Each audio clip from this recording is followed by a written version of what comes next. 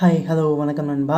இந்த வீடியோவில் நம்ம பார்க்க போகிறது நண்பா நம்ம கம்ப்யூட்டர் அண்ட் லேப்டாப்பை புதுசாக வாங்குறப்ப நல்லா வேறு லெவலில் ஸ்பீடு எல்லாமே இருக்கும்.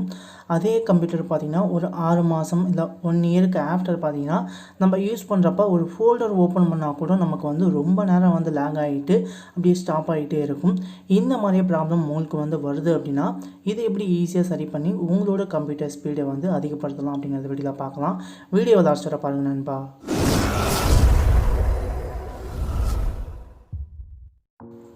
உங்களுடைய கம்ப்யூட்டரை ஸ்பீடப் பண்ணுறதுக்கு உங்கள் கம்ப்யூட்டரில் ரன் ஆகக்கூடிய அன்வான்ட் ஸ்டார்ட் அப் ப்ரோக்ராம்ஸை டிசேபிள் பண்ணுறது. இதற்கு உங்களோட டாஸ்க் பாரில் மவுஸில் ரைட் கிளிக் பண்ணுங்கள். டாஸ்க் மேனேஜரை ஓப்பன் பண்ணிக்கோங்க. இதில் பார்த்தீங்கன்னா உங்களுக்கு பர்ஃபார்மன்ஸ், ஆர்ட் ஹிஸ்ட்ரி, அப்புறம் பார்த்தீங்கன்னா உங்களுக்கு ஸ்டார்ட் அப் அப்படின்னு இருக்கும். அதை கிளிக் பண்ணிக்கோங்க. இதில் உங்கள் கம்ப்யூட்டரில் இன்ஸ்டால் ஆகிருக்கிற என்னென்ன ஆப்ஸ் இருக்கோ அந்த ஆப்ஸ் எல்லாமே இந்த இடத்துல ஷோ பண்ணியிருப்பாங்க. இந்த ஆப்பில் எந்த app start up program run ஆகிட்டுருக்கு அப்படிங்கிறத பாருங்கள். இல்லை உங்களுக்கு இதில் எந்த ஆப் தேவை இல்லையோ அந்த ஆப்பை டிசேபிள் பண்ணி வச்சுக்கோங்க. இப்படி டிசேபிள் பண்ணுறோமா உங்களோட கம்ப்யூட்டர் ஓரளவுக்கு நல்லா ஸ்பீடே ஆகும். ஸோ இந்த மெத்தடை ட்ரை பண்ணி உங்களோட கம்ப்யூட்டரை வேகப்படுத்திக்கோங்க நண்பா.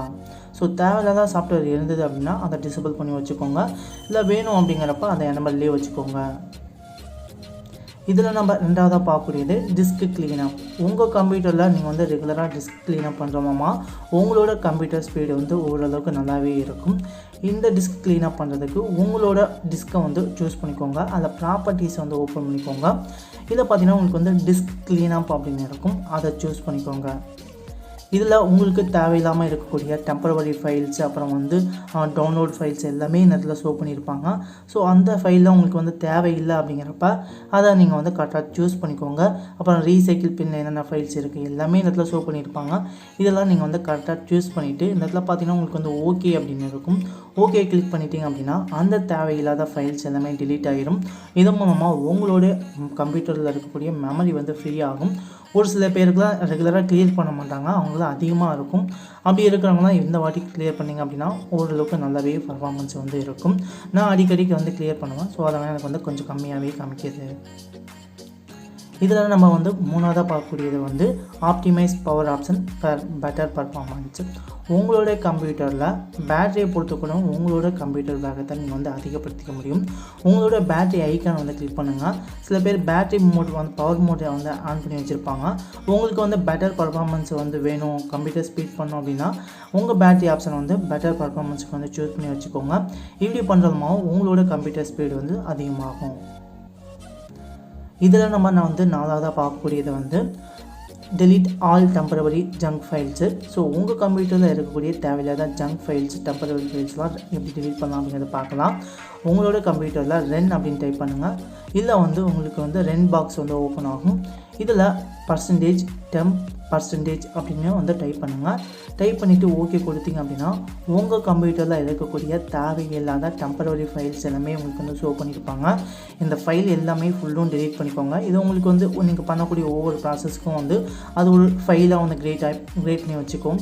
இது அவங்களுக்கு ரொம்ப அவசியம் அப்படின்னு தேவையில்லை. ஸோ அதை நீங்கள் டெலீட் பண்ணிக்கலாம். இப்படி டெலீட் பண்ணுறமாவும் உங்களோட கம்ப்யூட்டர் ஸ்பீடை அதிகப்படுத்திக்க முடியும். அதே போல் இருக்கக்கூடிய ரீசன்ட் ஃபைலையும் டெலீட் பண்ணுங்கள். அதுக்கும் ரன் பாக்ஸை டைப் பண்ணிவிட்டு ரீசன்ட் அப்படின்னு டைப் பண்ணுங்கள். ரீசன்ட் டைப் பண்ணிவிட்டு ஓகே கொடுத்தீங்க அப்படின்னா உங்கள் கம்ப்யூட்டரில் இப்போ ரீசெண்டாக நீங்கள் என்னென்ன ப்ராசஸ் பண்ணிங்க அப்படின்னு ஃபுல் டீட்டெயிலாக இருக்கும். ஸோ இதெல்லாம் உங்களுக்கு எல்லாமே ஸ்டோர் ஆகிட்டே இருக்கும். இதை எல்லாத்தையும் நீங்கள் டெலீட் பண்ணிக்கலாம். இப்படி டெலீட் பண்ணுறதுமா உங்களோட கம்ப்யூட்டர் ஸ்பீட் ஓரளவுக்கு நல்லாவே இருக்கும். இதெல்லாம் ரெகுலராக ஃபாலோ பண்ணுங்கள் நண்பா.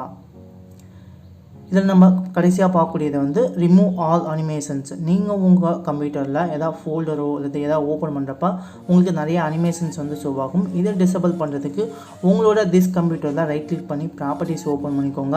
இதில் பார்த்தீங்கன்னா உங்களுக்கு அட்வான்ஸ்டு சிஸ்டம் செட்டிங்ஸ் அப்படின்னு இருக்கும். அதை சூஸ் பண்ணிக்கோங்க நண்பா. இந்த இடத்துல பார்த்தீங்கன்னா உங்களுக்கு அட்வான்ஸ்டு அப்படின்னு இருக்கும். இல்லை பார்த்தீங்கன்னா பர்ஃபார்மன்ஸ் அப்படின்னு இருக்கும்.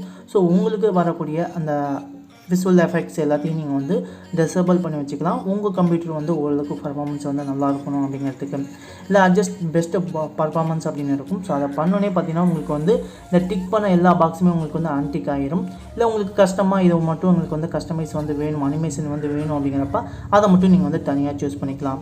இதெல்லாம் நீங்கள் வந்து ரெகுலராக பண்ணுற மூலமா உங்களோட கம்ப்யூட்டர் ஸ்பீடு வந்து ஓரளவுக்கு நல்லாவே இருக்கும் நண்பா. ஸோ கண்டிப்பாக ட்ரை பண்ணுங்கள். ஓகே நண்பா, தேங்க்யூ.